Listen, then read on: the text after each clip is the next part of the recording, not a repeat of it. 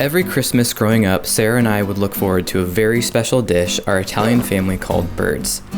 We'd always look forward to this yummy dish, and so would all our Italian extended family, as my mom was the only one who knew how to make it. So Sarah and I are flying to Tucson to visit with our folks to learn more about where this recipe came from, and we're going to attempt to make it and enjoy it together. Hey, brother. Ciao. Hi, Luke. Hey. Yeah. Good to see you. Padre.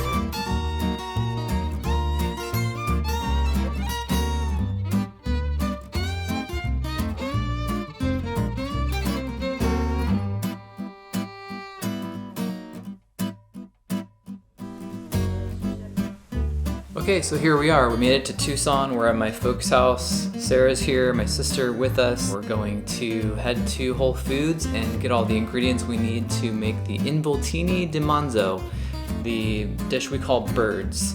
So we're gonna head to the store and get all the ingredients and prep for tomorrow's feast that we're going to have. It's gonna be awesome. Now I do remember that this recipe is a little bit challenging. There's a bit of a process to it. You have to pound out the meat. So it's going to be a bit challenging. We're going to see if we can actually make it. This is my Aunt Angie. She's the one who was a great cook, and her mother, Rosina, is the one that made up the recipe for birds. And my mother, when we had it over there, she wanted to make them, so my mom and I did birds. We decided to try and call her son and see if we can get him on the phone. Do you know how old Frank is now? I think he's 91. He might be, yeah, so we're not sure if we'll get him, but we're gonna see if we can get him on the phone.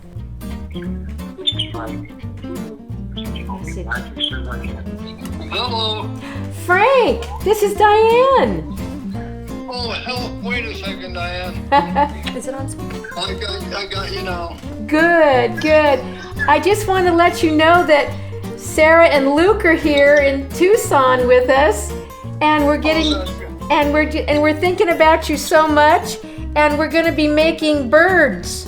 Ciao, Frank. Oh, yes, ciao, baby. That's wonderful, the birds. You make them so well, too.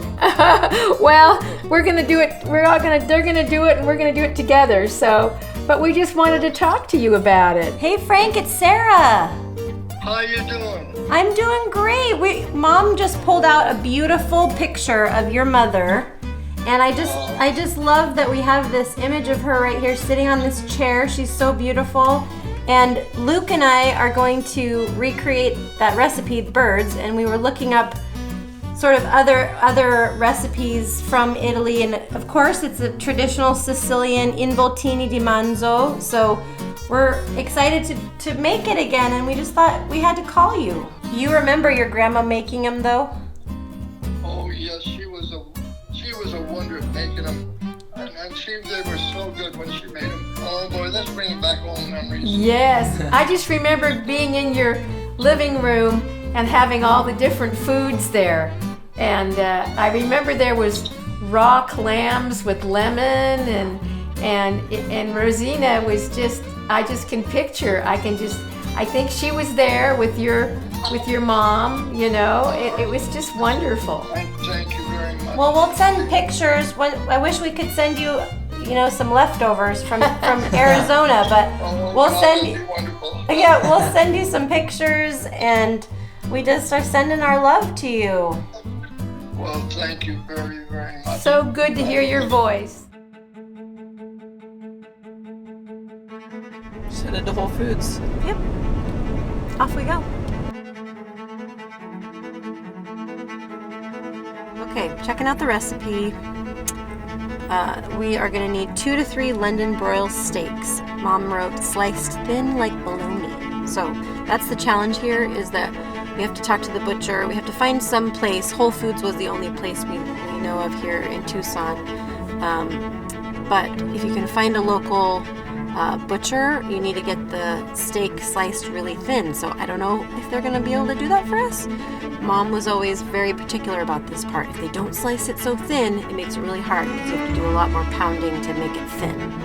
So we will see if this works.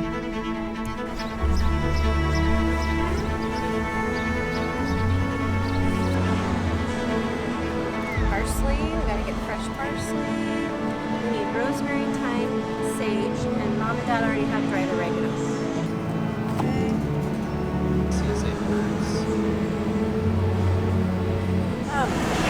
So we're trying to follow a family recipe, and my mom always used London broil steaks, but then she would ask if it's possible to slice them thin like bologna. Do you have anything like that? I do have London.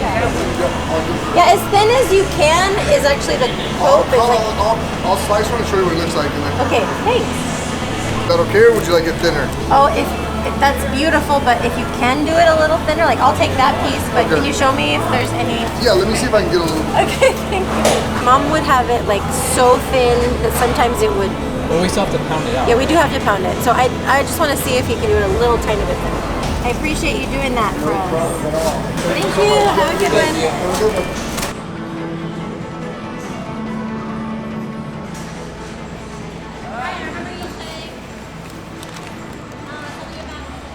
Okay, so do you think this is thin enough? Yep. We don't have to pound it anymore? Well, we might want to pound it just a little bit. This is a recipe for Involtini di Manzo, which in our family was called birds. So to begin, we have London broil steak that was sliced thin. Gotta find someone, a butcher, that can help you get it sliced nice and thin as possible. We have some eggs, garlic. We have fresh herbs, thyme, rosemary, sage, parsley, and we also have some dried oregano.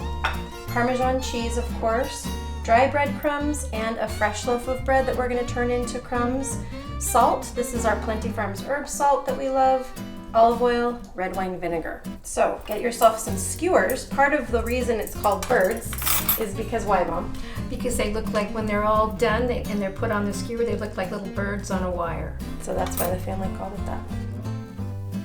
To begin, we start by preparing the stuffing. The recipe includes both fresh breadcrumbs as well as dry. So to make the fresh breadcrumbs, we go ahead and tear 5 slices of a simple rustic loaf into pieces, add them to the container of a food processor, and then pulse until fine. We make sure there's still some good texture, but no large pieces. The fresh breadcrumbs are transferred to a bowl while we prepare our fresh herbs. The herbs include rosemary, parsley, thyme, and sage. And after the stems are removed, we chop the herbs until they're fine, as well as 2 to 3 cloves of fresh garlic.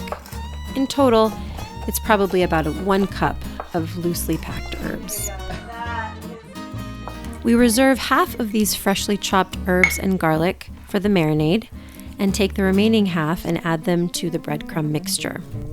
We add salt and dry oregano, then 2 freshly cracked eggs, and some olive oil to begin moistening the mixture. Next, we add half a cup of dry breadcrumbs, which adds a bit of texture. And last but not least, freshly grated Parmesan cheese. Parmesan. Yes, smells good. Next, we prepare the marinade. We use up the rest of the freshly chopped herbs and garlic and add those to a glass container, along with 2 cups of extra virgin olive oil and a splash of red wine vinegar. We also make sure to add salt as well as the dry oregano. And then the marinade is done. It can be set aside to wait until later. With both the stuffing prepared and the marinade ready, it's now time to prepare the meat. The butcher did a great job slicing the London broil steak just as thin as we were hoping for, but still a few of the pieces need a bit of pounding. As you can see, we have 2 pounds of beef here, so we have to pound out every single strip. So that's why it takes a little bit of time to make this dish.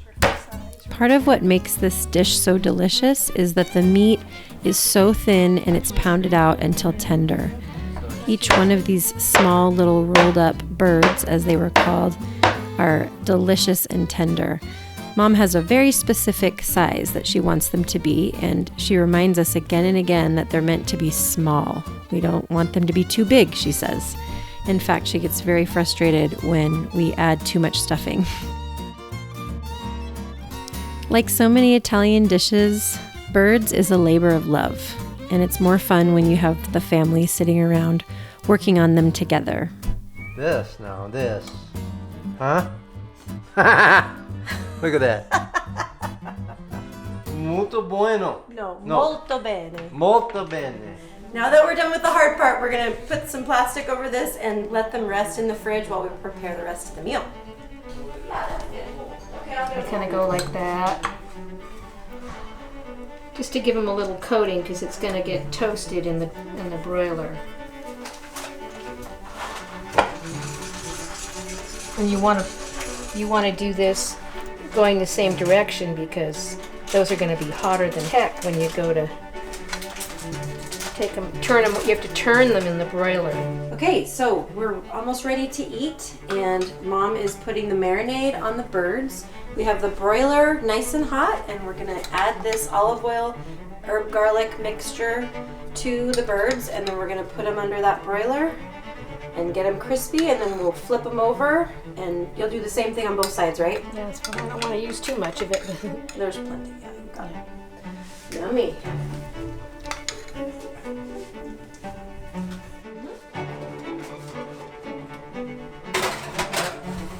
Birds.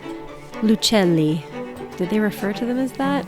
I don't know. I wonder. I think about it so often and wish that I could ask some of our relatives more questions about when did you first start calling these little meat rolled up parcels birds? It seems so interesting to me and it makes me curious.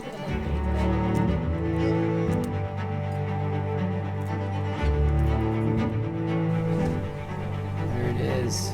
Birds.